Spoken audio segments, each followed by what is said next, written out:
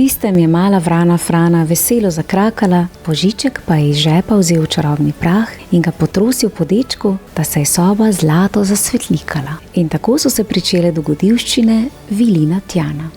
Čudovita, čarobna praznična zgodba. Bravo, Tjan, za vztrajnost ter pogum.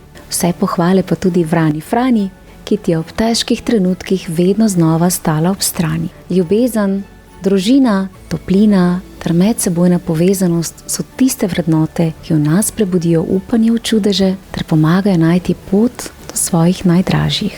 Današnja čarobna zgodba je že 4. iz serije dogodivščin Vilina Tjana.